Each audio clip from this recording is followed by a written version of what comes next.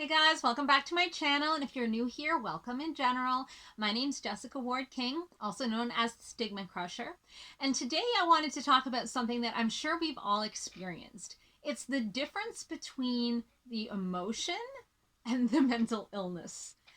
So what I mean is, people say, oh, I have depression or I'm depressed. And do those two things mean the same thing? So everybody, it's part of the human experience to feel sadness, to feel grief, to feel down, to feel moody. Those are emotions. Those are things that everybody experiences. It's also part of the human experience to feel anxious, to feel worried, to feel that inner sense of something being wrong. That is just what it means to be human. But not everybody struggles with major depressive disorder. Not everybody struggles with generalized anxiety disorder. Just because you get the jitters when you go up in front of the class to give a speech or to speak at a team meeting doesn't mean you have social anxiety disorder, right? And just because you get down in the winter sometimes because it's kind of dark and kind of snowy and cold out doesn't mean you have seasonal affective disorder. And yet it can be it's kind of a slippery slope, no pun intended, to walk, because accessing those emotions that are common to everybody can help build empathy with people who are struggling with mental illness. If you have absolutely no frame of reference for what it might be like to be depressed, it's really hard to build the empathy, right? But if you can say, hey, well, it would be kind of like having a down day or being sad every single day, that I can get on board with. I know what that might feel like, or at least I can guess. Because we've all, had the breakup that made us stay in bed and eat Ben and Jerry's for 2 weeks, or had a bereavement, a loss, and experienced grief that lasts quite a long time. So we can have that frame of reference. And so that's important. It's important to build empathy. But it also causes a big barrier, and it can actually help to build stigma. Because when people experience an emotion, those emotions are changeable. Those emotions are just that. They're emotions. They can be fleeting, they can be a little longer lasting, but they don't affect the widespread changes in behavior, cognition, in emotion and bodily function that the illnesses themselves do. And so it can be really easy to say, like, oh, you're depressed? Well, go watch a funny movie or take a walk with a friend. And that always helps lift my spirits. Oh, you're anxious? Well, why don't you just try to think of something else? Don't think of it that way. Just calm down. And for people that are struggling with mental illnesses, with depressive disorders, with anxiety disorders, those things it's not simply that simple. It's not that you can just think your way out of it. Also, we have to take into account that, like, for example, for major depressive disorder, there's a whole list of symptoms. So the first one is that you're sad almost all day, almost every day for 2 weeks. And the second one, that things that used to be fun are no longer fun or enjoyable, anhedonia. But then there's a whole list of symptoms that includes physical effects like not sleeping or sleeping too much, or sometimes early morning awakening, not eating or eating too much, cognitive effects like lack of concentration, brain fog, effects like thinking about suicide. Like there's a whole host of things that go along with that. Similar for all of the psychiatric disorders. They are actually diagnosed based on a set of diagnostic criteria. So a bunch of points that you have to have a certain number of those symptoms in order to qualify for having the disorder. And so when someone is diagnosed with a mental illness, it's because they have a lot of different effects on their body, their brains, their minds, their life. And so to reduce that to, oh, go for a walk, oh, watch a happy movie, can be really invalidating for the person that's struggling with mental illness. They get the sensation, or I can speak for myself, I get the sensation when people speak like that to me, I get the sensation that they don't take my mental illness seriously, that they think that I'm just being negative, or that I could just snap out of it. and that they don't understand when I say, I need to cancel these plans, or, I'm not feeling well, I need an accommodation at work. They don't really have the empathy that I was hoping them experiencing those feelings might have given them. It seems like that empathy sometimes dissipates when they think, well, I can get out of my funks when I want to. Why can't you get out of yours?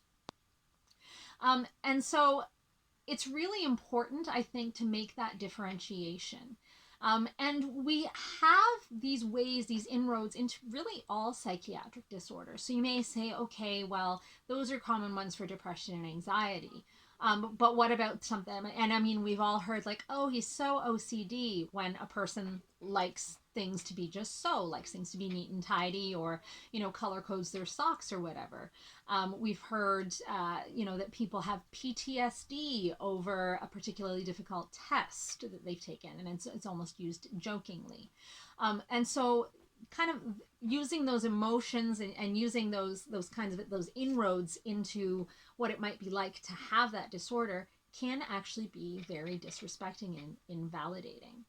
And you might be wondering about disorders that have effects that are less common. So things like psychosis, like hallucinations or delusions.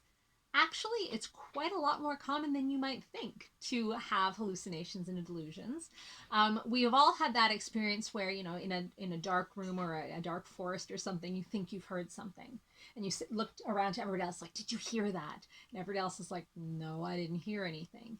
That would be an example of what it might be like to have an experience of hallucination, where only you have had that sensory experience and nobody else believes you, but you really know you heard it or saw it, or whatever the case is.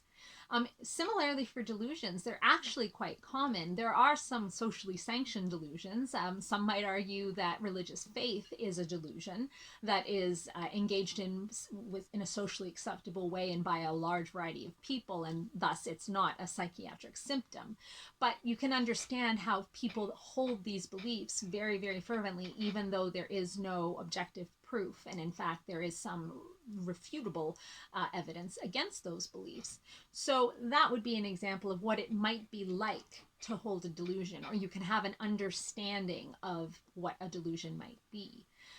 So what I think is really important is to really focus on using these common everyday human experiences that come out as symptoms in psychiatric disorders as what they really are useful for, which is that empathy piece, which is having an understanding of what that might feel like, that it's not so foreign, it's not so alien. Because I think that for a long time, and even still, psychiatric disorders are misunderstood, and people do get the sense that they're very alien, that they couldn't possibly understand what it's like to feel that way, when in fact, if we look at it, we really can. We really all do have some experiences that can help us understand, but knowing where the limit is, right? So just as you might have the idea of what it's like to have any kind of physical illness as well, because you've had a cold, you might have an idea of what it's like to have pneumonia, even if you've never had pneumonia or bronchitis or some more serious diagnosable condition. Because you've had a snotty nose and a cold, you understand what it is to have that life-threatening condition. But it's not the same, right? You weren't ill. That wasn't a symptom of an illness that is going to recur, that is going to cause you disability, that is going to follow you around, that is going to generate stigma towards you and against you, that is going to make it difficult for you to work or difficult for you to find a relationship, because those regular human emotions don't have those negative effects. And that's really the difference, right? It really is the difference between having those emotions and actually having the disorder, is that the disorder, the illness, comes with all of these much more serious negative effects. And also that you can't just snap out of it, right? In the same way that emotions are changeable and fluid, and that with a little bit of time you can move from one emotion to another, illnesses are not like that. They require concentration effort to be put in order for them to be overcome. They are likely to recur. Medication may be required. Talk therapy may be required. Sure, some psychiatric disorders will naturally resolve over time. In fact, there's some evidence that most psychiatric disorders will improve over time and maybe even resolve. But it's a lot longer of a time frame than it is for regular emotions.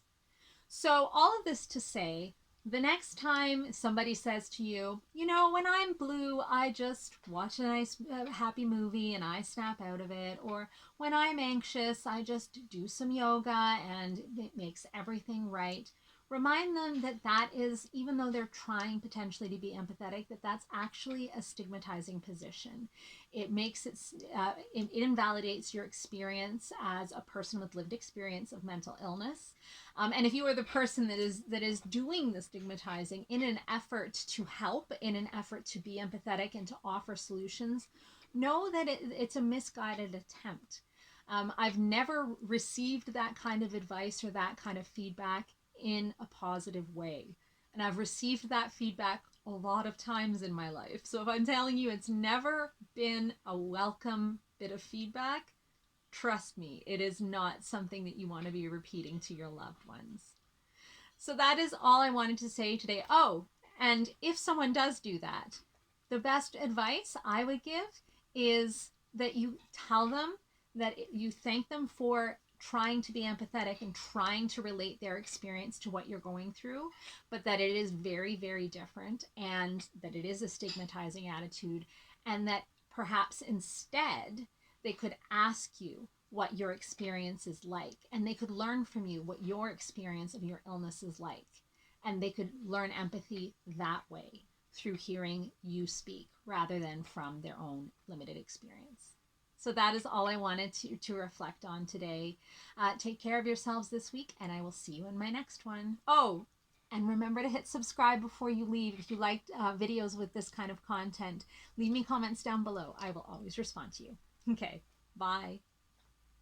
StigmaCrusher.